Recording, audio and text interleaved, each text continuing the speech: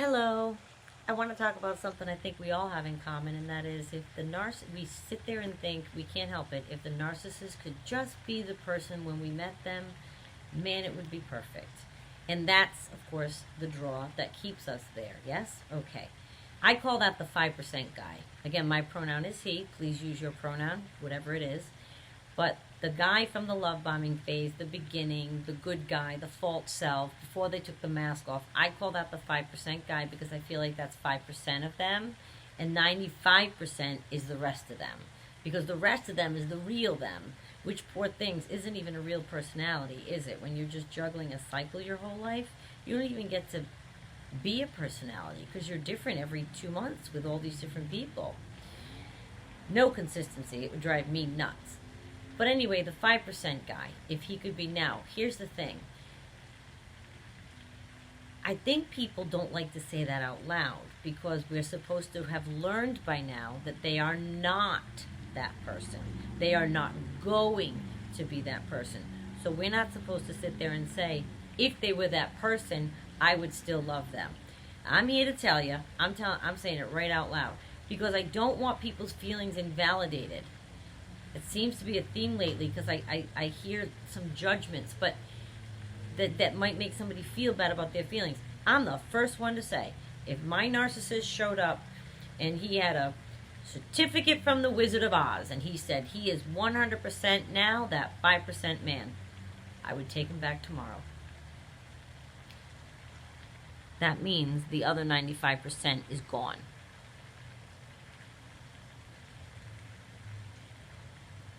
So I have no better shot of that. But my point is, it is okay to think if he were that person or she were that person, that the relationship would thrive and be okay. It is all right. It might be a person you'll never see that, and you're learning now. You might never see that side of that person again.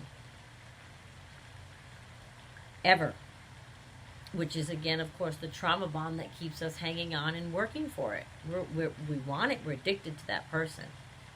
And they may show you glimmers of the person, but it'll be in and around the cycle of abuse that is the narcissist's cycle.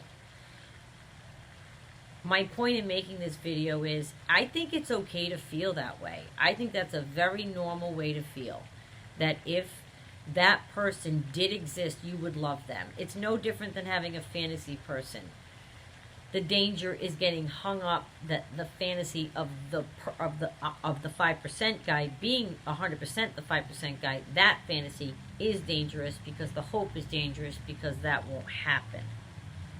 I'm just here to validate your feelings that it is okay to love that 5% guy.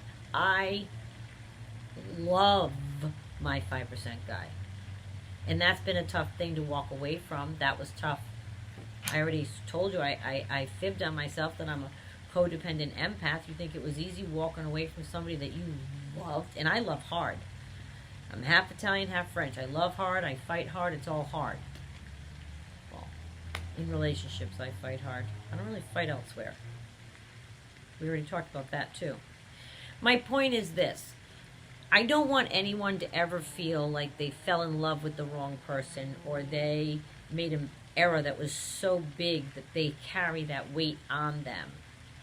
Maybe you fell in love with that person for a reason and it was there to teach you and you take away something. Maybe you're taking away children with your 30 years of pain, but you have 3 children. Or maybe you got in and out in a year like me, but I learned an awful lot and I hope I'm helping people. And if I am, please share.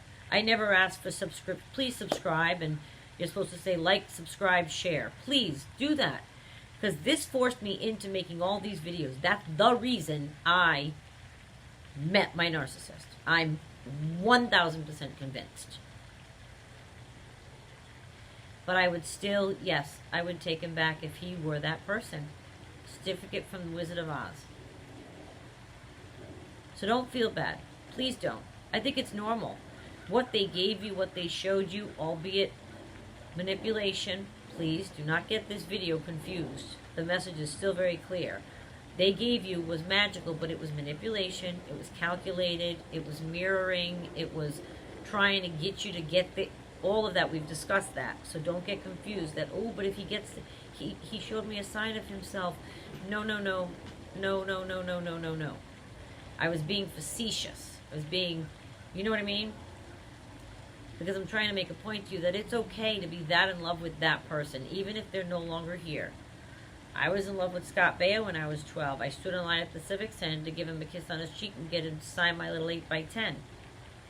It didn't mean I thought it was real. Even at 12, I knew it wasn't real. I knew Chachi was from Happy Days. I knew it wasn't real at 12. So even though you know it's not real, it doesn't mean I didn't want to marry him. I wanted him to marry me. Oh my God. And then it was Billy Joel, and I had a list of people I thought I was going to marry. I never thought it was real. It's the same thing, though. I love them. I was going to die with Scott Baio. I was 13, 12.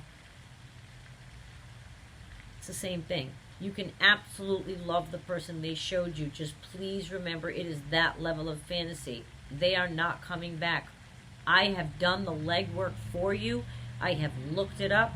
If you look up narcissism and they fall in and they are that, I'm not saying any of us have the power to diagnose, but it's pretty cut and dry when you start to see as much as I and you watch it, whether or not you can tell somebody is.